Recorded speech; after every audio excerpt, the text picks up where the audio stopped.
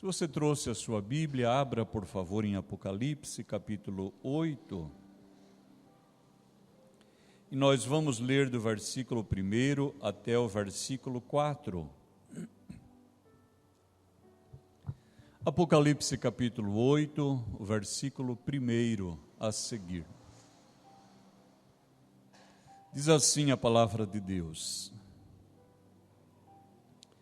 E havendo aberto o 7º selo, fez-se silêncio no céu, quase por meia hora. E vi os 7 anjos que estavam diante de Deus, e foram-lhes dadas 7 trombetas. E veio outro anjo e pôs-se junto ao altar, tendo um incensário de ouro. E foi-lhe dado muito incenso para o pôr com as orações de todos os santos sobre o altar de ouro que está diante do trono. E a fumaça do incenso subiu com as orações dos santos, desde a mão do anjo até diante de Deus. Amém. Então aqui nós temos a inauguração de um novo capítulo. E o texto inicia dizendo que fez-se silêncio no céu por quase meia hora. Esse silêncio, ele antevê a gravidade do que virá a seguir. É disso que fala, de apreensão. O céu ficou em silêncio. Nós podemos ler 2 textos, um em Abacuque, capítulo 2, Se você quiser, você pode vir comigo, senão você pode apenas ouvir. Abacuque capítulo 2 diz assim no versículo 20: Mas o Senhor está no seu santo templo, cale-se diante dele toda a terra. Então aqui nós temos uma outra referência, em que é ordenado que tudo fique quieto, porque agora é o tempo de que Deus fale. E ainda em Zacarias, no capítulo 2 também, só que o versículo 13 diz assim: Cale-se toda a carne diante do Senhor, porque Ele despertou na sua santa morada. Amém. Então aqui nós temos 2 outras referências bíblicas que falam da gravidade de algo que será dito ou da gravidade de algo que será feito. E logo na sequência, já a partir do versículo 5, nós teremos o desdobramento daquilo que Deus fará a seguir. Antes, porém, olha que lindeza, o texto fala de oração. Antes de todos os juízos, o texto fala de oração. Então, agora sim, eu gostaria que todos viessem comigo para Êxodo, capítulo 30. Êxodo, capítulo 30, fácil de achar, segundo livro da Bíblia. E aqui nós temos uma instrução a partir do versículo 1, diz assim: Farás um altar para queimar o incenso. De madeira de cetim o farás. O seu comprimento será de 1 côvado, e a sua largura de 1 côvado, será quadrado, e de 2 côvados a sua altura, e as suas pontas farão uma só peça com ele. Então, em primeiro lugar, o próprio móvel, diz que ele vai ter 1 côvado, então ele tem mais ou menos essa medida assim, 50 centímetros de largura e 50 centímetros de profundidade, e ele é quadrado. E deve ser, você viu a leitura, de 2 côvados, então mais ou menos 1 metro de altura, tá bem? Então esse é o móvel, a parte de baixo do altar. Depois diz assim, versículo 3: com ouro puro o forrarás, o seu teto, as suas paredes ao redor, as suas pontas, e lhe farás uma coroa de ouro ao redor. Então agora sobre o móvel um acabamento, como se fosse uma renda de ouro, que é o lugar onde vai o incenso, que é de fato o incensário. Também lhe farás 2 argolas de ouro debaixo da sua coroa. Então, uma argola de ouro aqui, outra aqui, nas pontas, nos cantos, para que quando ele fosse transportado, meteriam-se aí as varas, a Bíblia chama de varais, ou varaus, e pudesse então ser carregado. Essa é a ideia. E serão para lugares dos varais com que será levado. E os varais farás de madeira de cetim, e os forrarás com ouro. E o porás diante do véu. Guarde essa expressão aqui, olhe só. E o porás diante do véu. Então imagine, queridos irmãos, se eu aqui estivesse no lugar santo, então aqui estaria os pães da proposição, uma mesa com os pães, aqui o candeeiro de ouro, e separando esse ambiente do próximo, que é o lugar santíssimo, há um véu. Antes do véu, o incensário. Porque lá naquele outro ambiente, somente o sumo sacerdote pode entrar uma vez por ano, no dia do perdão, no dia do Yom Kippur. Olha só, que é o lugar santíssimo, o santo dos santos. Então, teria que ser posto diante do véu, que está diante da arca do testemunho. Notem, irmãos, que o incensário é o lugar onde vão as orações. Perceberam isso? E o incensário de todos os objetos do lugar santo é o que está mais próximo da arca da aliança, que representa a presença da glória do Deus de toda a terra. É disso que fala, irmãos. É o lugar da oração, é o lugar mais perto do lugar que representa a presença da glória de Deus. E eu quero que o Senhor me ajude a compartilhar o que está no meu coração. E diz assim, versículo 6, o porás diante do véu, que está diante da arca do testemunho, diante do propiciatório, que está sobre o testemunho, onde me ajuntarei contigo, porque o Senhor aparecia entre os querubins, numa nuvem de glória, naquele lugar. E diz assim, e Arão sobre ele, sobre o incensário, queimará o incenso das especiarias. Cada manhã, quando põe em ordem as lâmpadas, o queimará. Amém. Até aqui a palavra de Deus. Em primeiro lugar, nós precisamos observar que tanto o incensário, quanto a arca da aliança e também o candeeiro de ouro, eles são cópias de um original que existe no céu. Olha que beleza isso, irmãos. Eles são réplicas de um modelo que existe no céu. Então volte, por favor, nós vamos caminhar entre esses dois textos. O versículo 3, nós estamos em Apocalipse 8, diz assim, veio outro anjo e pôs-se junto ao altar do incenso. Vocês observaram, o móvel ao altar, em cima dele está o incensário, tendo o incensário de ouro. Agora veja o que diz no capítulo 11, o versículo 19, ainda em Apocalipse.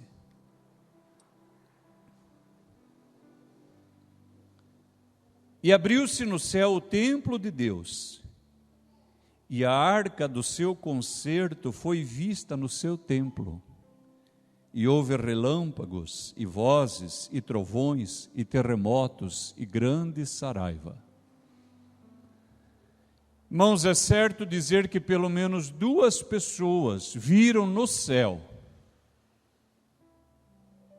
a arca, a menorá, o incensário. Uma é Moisés, e a outra pessoa é João.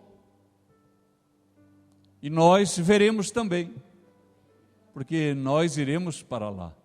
Aleluia. Na verdade, estamos caminhando para aquele lugar. Então diz assim em Hebreus, no capítulo 8, o versículo 5. Hebreus, capítulo 8.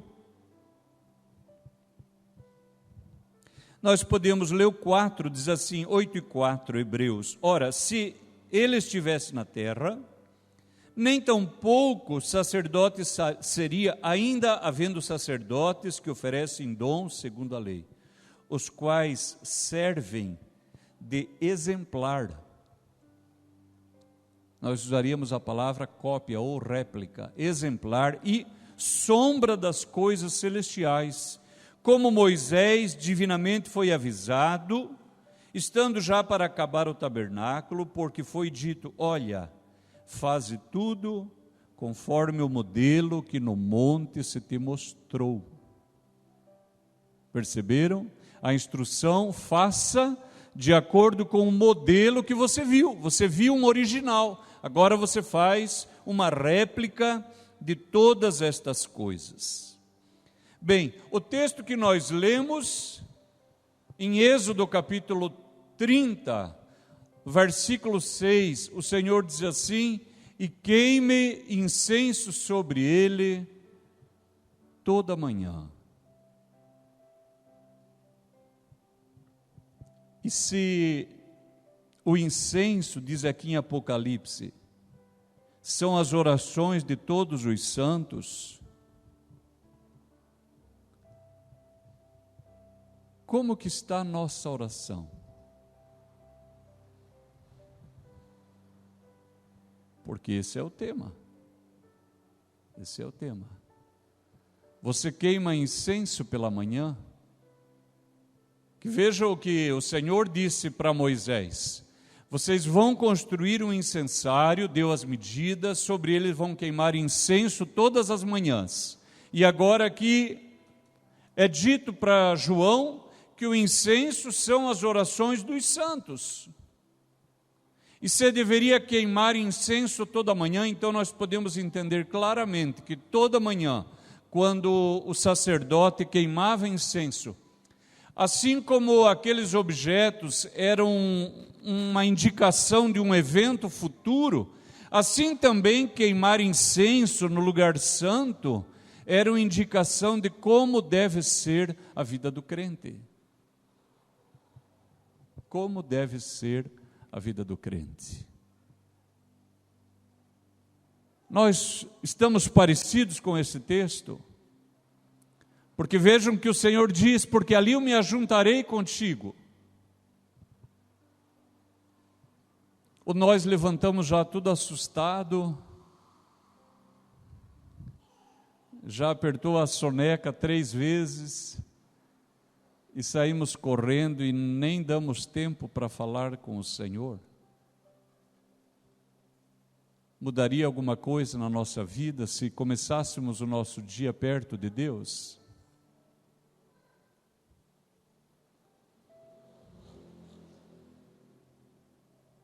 Nós estamos numa encruzilhada, irmãos. Nós estamos numa encruzilhada. Frequentemente eu tenho sido procurado por pessoas com problemas no seu casamento. Ainda há pouco tempo atendi uma pessoa nessa condição e queria desesperadamente falar comigo. E trocamos muitas mensagens esse ano ainda. E eu disse para essa pessoa: você deveria vir ao culto e deveria dedicar um tempo do seu tempo para Deus, porque é Ele que pode de fato apacentar a sua vida. E a pessoa veio a um culto e nunca mais veio. Observem, irmãos queridos, que a pessoa não está interessada em Jesus. Ela não está interessada, ela está interessada no marido. E pode ter certeza, não tem aquele pessoal que anuncia nos postes, traga o seu amor em tantas semanas, e senão eu dou o dinheiro de volta. Já viram? Tem gente bem ousada. Traga o seu amor em tantas semanas. Olhe só, a pessoa diz que é cristã, mas ela vem à igreja por causa do marido, e se não o encontra, ela deixa Cristo. Para essa pessoa, aquela senhora que atende por aquele número que está lá no poste, tem o mesmo papel. Não mudaria absolutamente nada. Observem que não há uma procura por Jesus. Não há uma procura por Jesus.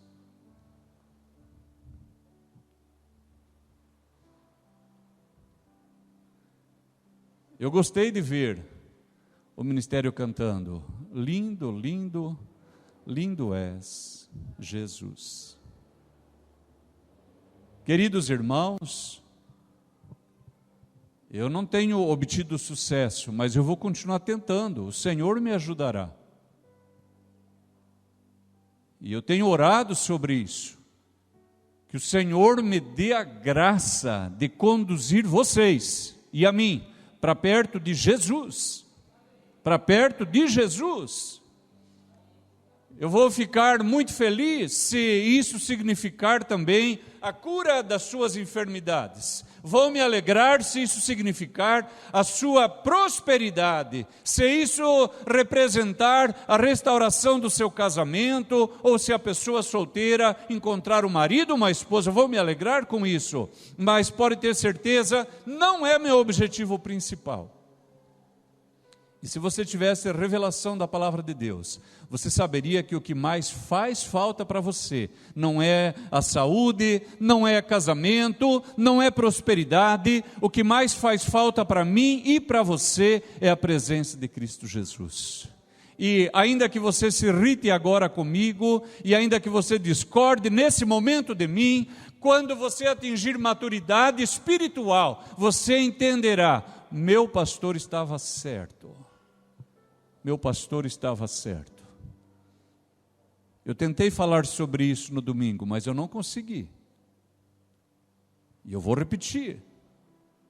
E nós vamos fazer isso muitas vezes. Olha o que o apóstolo Paulo disse: eu considero perda todas as coisas pela excelência do conhecimento de Cristo Jesus. Notaram? Eu considero perda, é um tempo perdido, é uma coisa perdida, é uma atração fútil, é transitória, efêmera, sem valor, qualquer coisa que não seja Cristo. Qualquer coisa que não seja Jesus. Eu acredito que muitos de nós já tivemos essa experiência, quando alguém fala para você de algo que para essa pessoa foi maravilhoso, mas você mesmo já teve uma experiência superior àquela. Nós poderíamos pensar numa viagem. A pessoa fala de uma viagem para você, e ela fala maravilhada, e você nem conta da que você teve, porque é muito superior. Os irmãos estão compreendendo agora? Ou quando a pessoa conta que comeu uma comida boa, e você sabe que você comeu uma superior, mas você nem fala. A mesma coisa em relação a Jesus. Sabe por que nos apegamos tanto às coisas? Sabe por que nos apegamos tanto a dinheiro, a bens, a títulos? É porque a nossa revelação e a nossa compreensão de Cristo, ela ainda é minúscula, ela ainda é mínima. Ela foi suficiente para nos trazer do mundo para cá. Mas precisa acontecer um milagre em nós. Ouçam o que eu estou dizendo. Precisa acontecer uma revelação porque senão alguém voltará atrás por causa de um marido, de uma esposa, de um emprego, de um baile, de algo que para o crente que tem experiência com Jesus é incompreensível.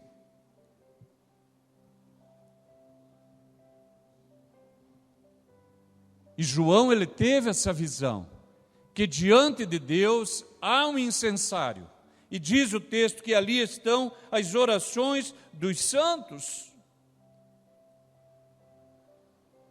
Notem, queridos irmãos, que, repito, se ali fosse o lugar santíssimo e aqui o lugar santo, aqui estaria o incensário, e já na sequência o véu. Há quem diga que esse véu era muito espesso e tremendamente forte. Eu ouvi uma vez alguém dizendo que se duas juntas de bois tentassem, não conseguiriam rasgar o véu.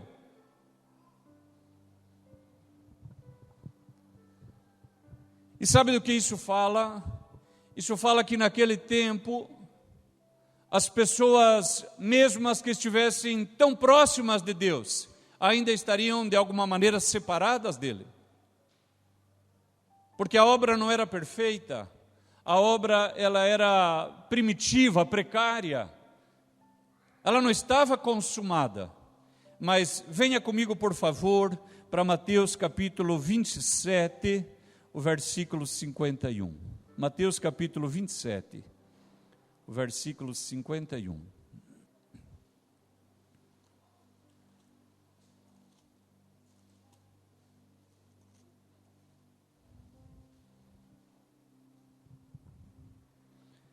Aleluia, nós te adoramos, Senhor. Diz assim o versículo 50, Mateus 27, 50. E Jesus, clamando outra vez com grande voz, entregou o Espírito, e eis que o véu do templo se rasgou em dois, de alto a baixo, e tremeu a terra, e fenderam as pedras. Os irmãos notaram? Com a morte de Cristo, o véu rasgou. Notem a perfeição, não de baixo para cima, como se uma mão humana tivesse feito, mas de alto a baixo. O Senhor nos inaugurou um caminho perfeito para Deus, aleluia, e desde então todo crente que o buscará, o achará, aleluia. Batei, batei e abrir-se-vos-á, aleluia. Buscai, achareis. Pedi, dar-se-vos-á, aleluia. Notaram a diferença? Notaram? Mas vejam como isso é complexo. Vejam como essas coisas são complicadas.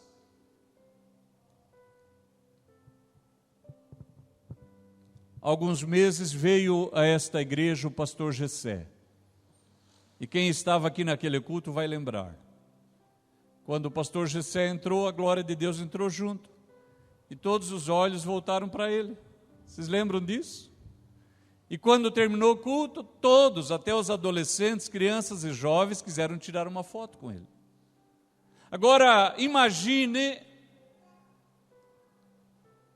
o sumo sacerdote com todas aquelas roupas e aquelas pedras preciosas, e a sua mitra sacerdotal e o seu éfode de linho, que beleza, que glória, que resplendor, que majestade. Com certeza todos nós ficaríamos profundamente atraídos por um séquito religioso como aquele. E quando nós estamos na igreja, nós não vemos nada disso.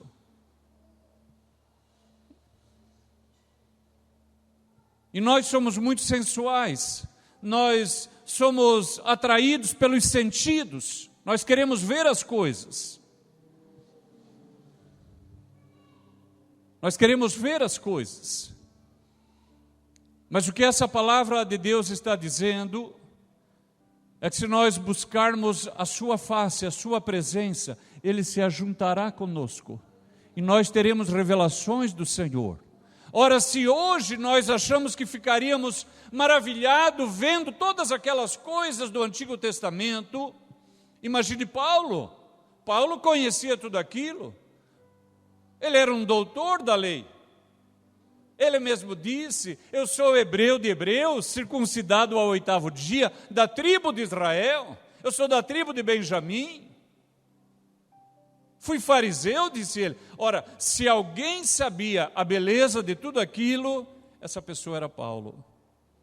Mas ele disse: gente, depois que Jesus me achou, isso aí se tornou como nada. Aleluia, considerei tudo como esterco, pela excelência da revelação. Aleluia. Eu tenho orado que o Senhor mova os nossos corações, para que cada um de nós, mais do que cantar, eu quero conhecer Jesus, seja despertado para esta glória. Aleluia.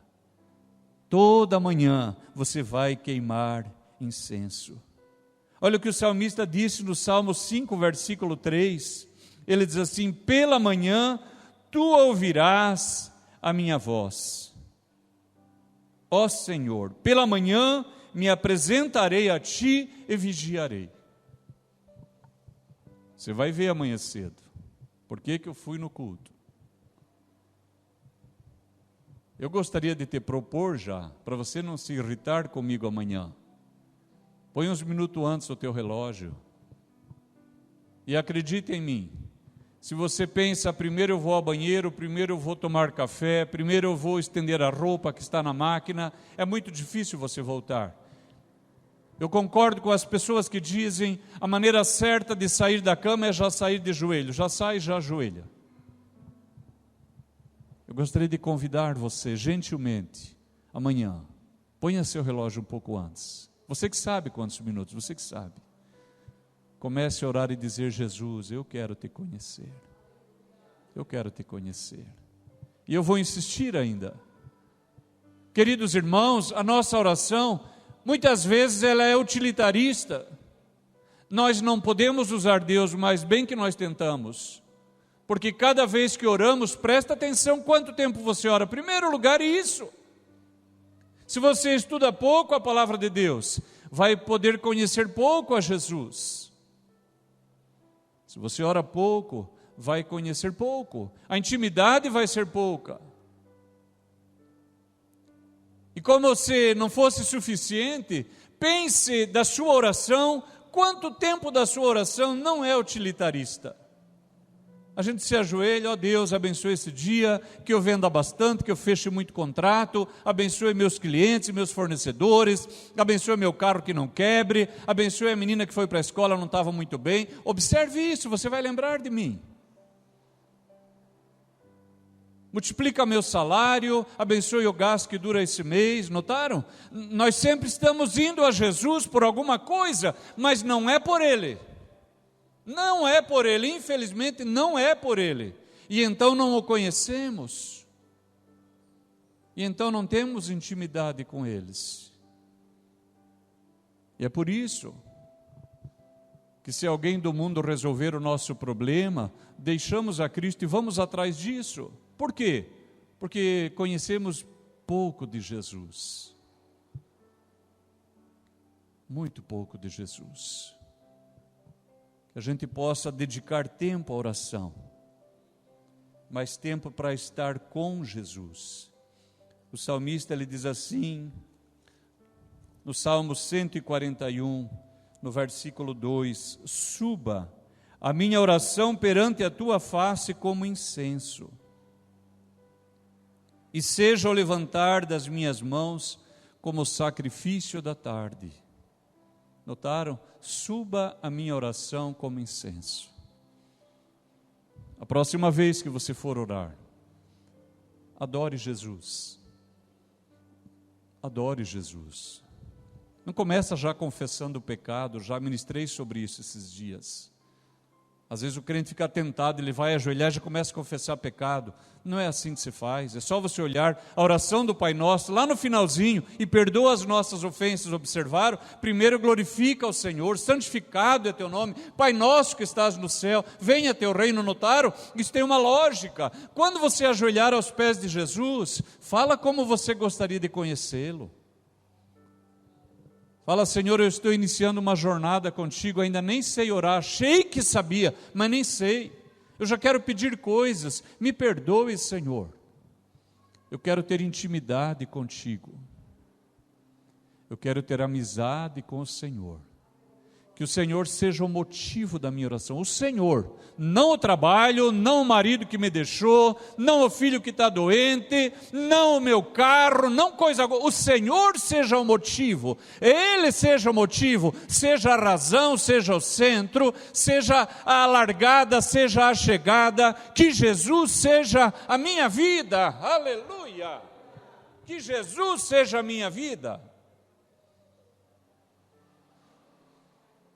Muitas vezes fazemos a mesma coisa com a palavra, porque esquecemos que a Bíblia é Jesus escrito. Nós queremos ler para entender, observou? Já entra uma questão intelectual. Nós queremos ler para ensinar alguém. Nós queremos ler para mostrar para um colega de trabalho. E na verdade nós deveríamos ler a Bíblia. E presta atenção, não estou dizendo que orar pela doença seja errado. Eu não disse isso. E Satanás está repreendido. E não corromperá as minhas palavras nos vossos ouvidos, porque o Espírito Santo está aqui, ungindo o ouvido e o entendimento. Não estou dizendo que é errado você orar pelo seu trabalho, pelo seu casamento, por um aumento lá na sua receita, na sua renda. Não falei e não é isso que eu estou dizendo, mas esse não pode e não deveria ser o motivo principal da minha e da sua oração. A nossa oração deveria ser: eu quero te conhecer, Jesus. Eu quero te amar, Jesus. Eu quero caminhar na tua presença, eu quero sentir a tua presença. E precisamos ler a Bíblia para pregar. E precisamos ler a Bíblia para entender. E precisamos conhecer para evangelizar. Mas nós deveríamos ter um tempo de ler a Bíblia só para ler. Só para ler. Só para ler. E eu estou falando de algo que é difícil para mim também. Eu sou um homem muito racional. A minha constituição é essa. Eu já quero ler, já quero entender, já quero pesquisar, esquematizar e pensar, já dá um sermão. Eu tenho orado e falado: Senhor, eu quero ler a Tua Palavra, pela Tua Palavra, porque ela de si mesma, por si mesma, ela é doce, ela é maravilhosa, ela é bastante, ela é suficiente para mim, aleluia. E eu quero, aleluia, me alimentar da Tua Palavra. Me alimentar dela.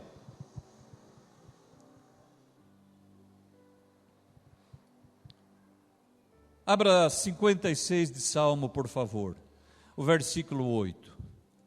Salmo 56. Se você andou desanimado de orar, porque alguma oração não foi respondida, alegra teu coração. O Senhor está nos levando para um caminho de pastos verdejantes e águas refrescantes. E você saberá que o Senhor é Deus, e Ele opera sinais, prodígios, maravilhas. Aleluia, a Ele seja o nosso amor, a nossa adoração, aleluia, glórias a Deus. O ministério cantou: eu quero conhecer o amor que habita em mim. Não foi isso que cantaram? E conhecer o amor que habita em mim. Quem é esse amor? É Jesus. Vejam que o Espírito está nos conduzindo, o Senhor está nos conduzindo, para dar a esta igreja uma revelação da pessoa de Cristo, aleluia, do senhorio de Jesus, da sua suficiência. Glórias ao nome maravilhoso do Senhor. Diz assim, Salmo 56, versículo 8: Tu contaste as minhas vagueações, põe as minhas lágrimas no teu odre. Não estão elas no teu livro? O salmista, ele tinha certeza. Não tem oração perdida. Não tem oração esquecida. Olha o que ele disse: põe, Senhor, as minhas orações no teu odre, um recipiente para líquido, põe ali as minhas orações. Por acaso elas já não estão no teu livro? E agora nós vemos aqui em Apocalipse que sobre o incensário estão as orações, olha o que diz o versículo 3, de todos os santos. Porque a pessoa descuidada, ela pode pensar, já que agora virão juízos, e virão as ações de Deus contra os ímpios, pode pensar que estas orações, elas são somente a resposta daqueles que pediram por vingança. Como lá no capítulo 6, versículo 9, quando aqueles que foram mortos pelo testemunho e pela vida que viveram, e estão na glória de Deus, eles dizem: ó santo e justo dominador, até quando não julgas e vingas o nosso sangue? Alguém pode pensar então que estas orações são somente desses crentes, mas não é o que diz. Aqui diz assim, de todos os santos. Não é só oração por vingança, é oração para Jesus salvar o marido que não é crente, é para Jesus curar o filho que tem uma enfermidade, para o Senhor abrir uma porta de trabalho, de emprego, a pessoa que é escrava de um vício, que está orando por libertação. Note que é as orações de todos os santos. Só eu ou mais alguém aqui já pensou, acho que Deus esqueceu aquela oração? Mais alguém? Não. Mais pessoas. Aqui diz que não. Em primeiro lugar, porque esquecer é do homem. Esquecer é da pessoa doente, que sofre de amnésia. E mais importante que tudo, a palavra de Deus diz que as nossas orações estão diante do Senhor. E que de tempo em tempo um anjo lá joga o incenso. Aquilo pega fogo, sobe a fumaça, e junto com ela, com o cheiro do incenso, as nossas orações chegam até as narinas de Deus. Aleluia! Fique firme na oração, mantenha-se na oração, não desanime da oração. Eu não gosto de assistir televisão. Eu já estou mais para detesto do que para não gosto. Porque você liga o jornal, não dá para assistir. É que não sei quem matou não sei quem, que matou, que esfaqueou, que achou a faca no mato, que deu tantos tiros não sei aonde, que roubou isso, que roubou aquilo, que assaltou a casa, que matou o velho, que bateu com uma pedra na cabeça de não sei quem. E a psicologia e a psicanálise dizem claramente que a pessoa que está exposta a essas informações, ela libera um gatilho psicológico emocional, e depois essa pessoa vai dormir mal, ela vai ter insônia, ela vai ter ansiedade, ela vai desenvolver síndrome do pânico, angústia, depressão, e em alguns casos pode até cair em doenças orgânicas. Ela pode desenvolver uma doença tátil, uma doença no seu corpo, mais do que na sua mente. Não que na mente não seja grave. Agora veja, por que eu assistiria a isso? Se em vez disso, eu dedicasse aquele tempo à oração.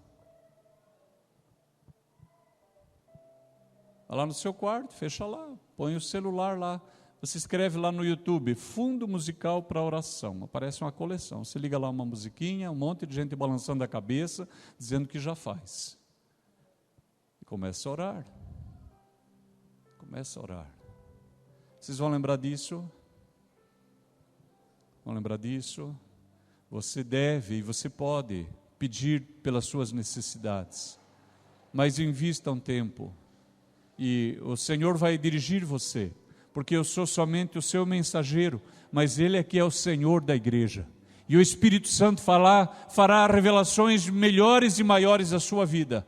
E você vai começar com pouco. Mas a sua oração vai progredir e vai levar você para outro nível. E você começará a adorar a Jesus. E vai dizer como Ele é maravilhoso. E que eu te amo, Senhor. E que eu quero te seguir. Que eu quero ser-te grato. que eu quero te louvar, que a tua palavra é linda, que a tua presença é maravilhosa, aleluia, que a tua graça é melhor do que a vida. Glórias a Deus, glórias a Deus, aleluia. Queridos irmãos,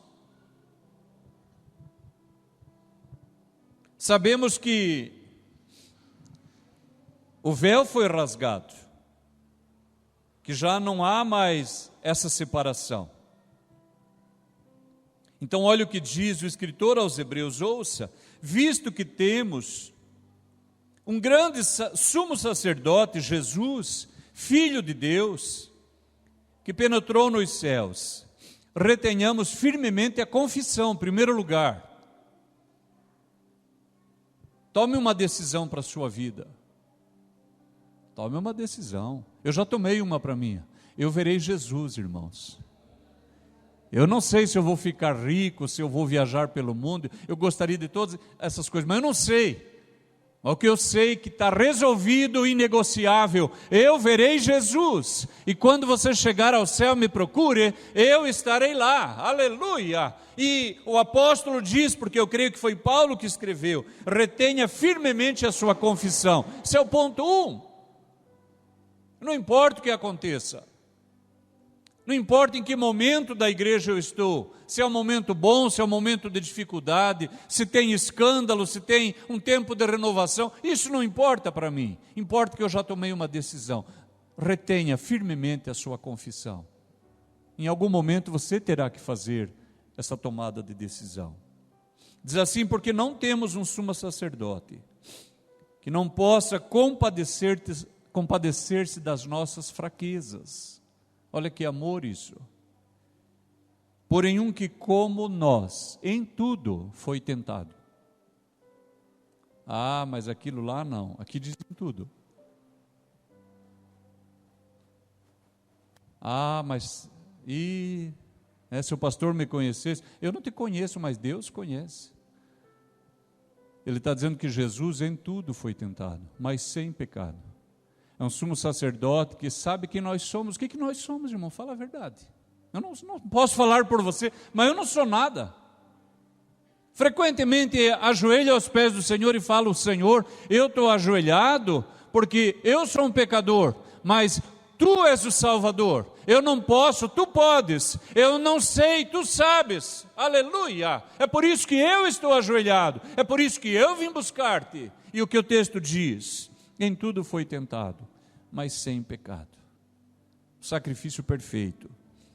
Diz assim: cheguemos, pois, com confiança ao trono da graça, para que possamos alcançar misericórdia e achar graça, a fim de sermos ajudados em tempo oportuno. Note que o escritor, ele cria um contraste. Ele cria um contraste. Ele fala dos objetos que compunham o ritual cultico do Antigo Testamento, que eram coisas materiais, comparando-as com coisas celestiais, que eram réplicas das originais. Olha isso. E aqui um sumo sacerdote, um homem indicado por Deus, mas ainda um homem limitado, falível, perecível. E do outro lado, o nosso sumo sacerdote, que é Cristo, o Filho de Deus. Então ele diz: cheguemos com confiança ao trono da graça, cheguemos com ousadia, a tempo de sermos ajudados, quando ainda é possível acontecer uma vitória, uma mudança na nossa vida. Queridos irmãos, quando nós chegamos ao pé de Cristo, aos pés do Senhor, em contrição, chorando, nós despertamos a sua compaixão. Esse é o testemunho que temos das Escrituras. Quando ajoelhamos e choramos, despertamos a sua misericórdia. E o texto diz: cheguemos com confiança. Quando nós nos aproximamos na oração com fé, nós glorificamos a Deus. Porque a palavra de Deus diz que sem fé é impossível agradar a Deus. Sem fé. Então, quando nós temos fé, nós o glorificamos, o exaltamos. Você pode notar o seu filho pequeno. Por que seu filho pequeno pede coisas que você não pode? Creio que todo pai já passou por isso. A criança faz um pedido e ela acha que você só vai e resolve. Porque para ela, você é a pessoa que resolve tudo. Na verdade, isso que te irrita às vezes, você fala, na volta eu compro. Isso que às vezes te aborrece, é de fato uma maneira de honrar você, porque a criança crê que você pode. Quando nós nos ajoelhamos aos pés de Jesus e fazemos esta oração, nós estamos glorificando Ele. E diferente de nós, que muitas vezes não podemos, Ele pode. Aleluia. Eu gostaria de orar, igreja. Eu gostaria de orar. Aleluia. Cheguemos com confiança. Diante de Deus há um altar, lembre disso. As suas orações estão lá. Elas não foram esquecidas. O salmista cria que elas estavam reunidas num odre. Põe no teu odre as minhas orações. Por acaso elas já não estão no teu livro? Eu gostaria de orar. Nós temos uma música de oração. Põe uma música de oração. E antes que eu ore, eu queria abrir uma oportunidade para você glorificar a Jesus aí onde você está. Diga uma palavra de adoração para Jesus. Aleluia. Fale com Jesus. Senhor Jesus, meu coração tem certeza que o Senhor está levando esta igreja para a intimidade contigo, para te conhecer mais e melhor. Ó Deus, as muitas necessidades da nossa casa, da nossa empresa, da nossa vida, as paixões mundanas têm nos puxado para longe de Ti. E até quando queremos Te adorar, as demandas da nossa vida nos assaltam. Haveremos de conseguir, Senhor, porque a Tua palavra é poderosa, e nós Te louvamos nesta hora. Receba o nosso amor.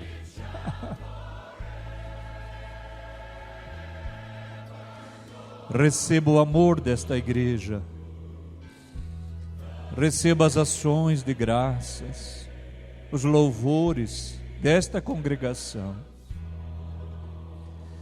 Ó Senhor, ainda estamos um pouco assustados com esta palavra. Muitas vezes a nossa oração é somente utilitarista. Parece que estamos num supermercado querendo coisas. Mas hoje nós nos achegamos ao trono da Tua graça, como igreja, como corpo do Senhor, para Te louvar, Senhor, para Te adorar, porque o Senhor é digno de honra, de glória, de louvor, de adoração.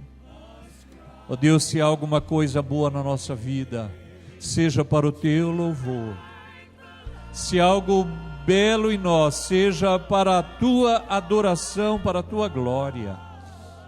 Ó Deus, receba, Senhor, o cântico desta igreja, as pessoas que ofertam, que dizimam, as pessoas que batem palma, as pessoas que deixam a sua casa para estar aqui, as pessoas que se esquecem de outras coisas para estar na Tua presença. Receba, receba.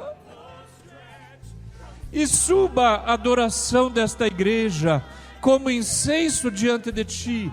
Aleluia. Tu és digno de glória, és digno de louvor, és digno de adoração. A Tua palavra é maravilhosa, a Tua palavra é perfeita. Amamos o Teu Espírito. Ó Senhor, seja a Tua presença conosco. Seja o teu Espírito conosco. Venha nos alimentar, Jesus. Leva-nos aos pastos verdes. Leva-nos às águas tranquilas. Nós queremos, Senhor, o teu cajado sobre a nossa vida. Aleluia, aleluia. O teu cajado nos consola. Aleluia. Ó Senhor, receba o nosso louvor. Receba a nossa adoração, Senhor. Que o teu Espírito nos ensine a orar. Que o teu Espírito nos ensine a sermos gratos. E que o Senhor se agrade da nossa vida. Ó Senhor, dá-nos a alegria de viver para a tua glória. É a oração que fazemos em nome de Jesus. Amém e amém. Aleluia. Que Deus te abençoe, igreja. Que Deus te abençoe. Que você possa insistir na oração. Aleluia. O profeta disse: conheçamos e prossigamos em conhecer ao Senhor. Como a alva, a sua saída é certa, e Ele a nós virá, como a chuva serôdia que encharca a terra.